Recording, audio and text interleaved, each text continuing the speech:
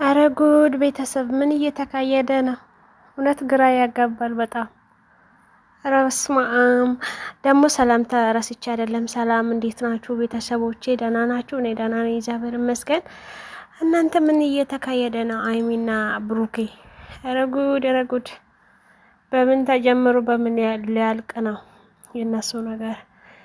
እኛ ድራማ እንላለን፣ ፕራንክ እንላለን፣ ግን ነገሩ በቃ ውስብስብ ሆኗል ብቻ። ኧረ በጣም ነው የሚገርመው።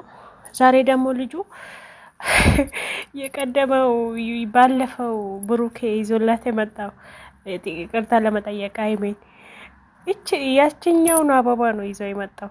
የሚገርም ነገር። ኧረ በስመ አብ ፈታ ነው እናቴ። ግን እኔ ቀልድም ይሁን እውነትም ይሁን አይታወቅም። ብቻ እስቲ መጨረሻቸው እንየውና እንወስናለን። ለማንኛውም ግን አይሚ በጣም አዛዘነችን ዛሬ ጌታን። እሷ በቃ የማታውቀው ነገር የለም፣ እንደዛ ነው የሚመስለኝ።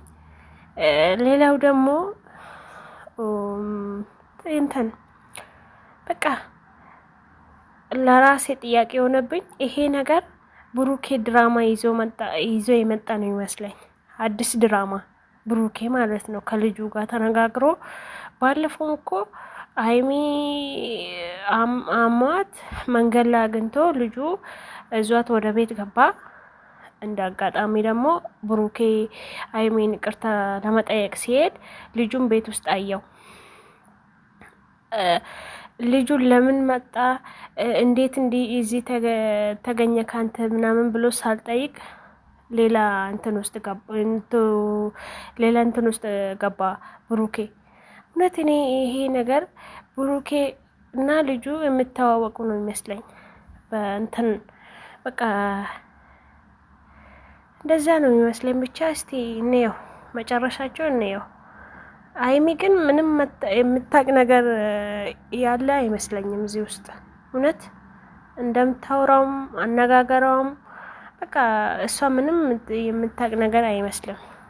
እውነት ይሄ ድራማ አይሚ ጀምራ ብሩክ የሚጨርስ ነው ይመስለኝ። ብቻ እውነት አይደለም፣ ይሄ እውነት ነው ብዬ አላምንም እኔ። ባለፈው በቃ አይሚ ተሰናብታ ምናምን ከቡታጅራ ወደዚህ መጡ። ከአዲስ አበባ ከገቡም በኋላ ምንም የለም። በቃ ደስ የሚል ቪዲዮ የለም። እየተጨቃጨቁ እየተሰዳደቡ ምናምን ነው እያየን አለነው። ለሁለት ቀን ደግሞ ከሚዲያ ጠፍቶም ነበረ። ብቻ እኔ እንደዛ ሲሆኑ ነገሩ እውነት መስሎኝ ነበረ። ግን አሁን ኧረ እውነት አይደለም። እኔ ዛሬ ተረዳው።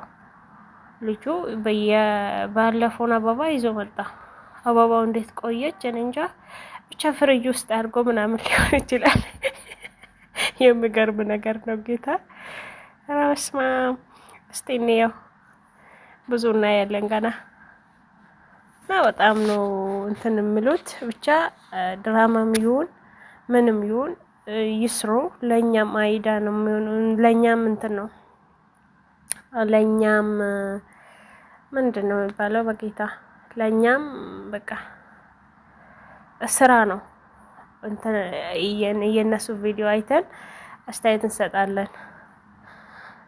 እና እስቲ ሄዱበት፣ መጨረሻቸውን ያሳምረልን ጌታ። ለዛ ነው የምለው። ቤተሰቦቼ ደግሞ በጣም ወዳቸዋለሁ። ቪዲዮዬን ላይክ አርጉ፣ ሼር አርጉልኝ እና ቻው እላቸዋለሁ። እሺ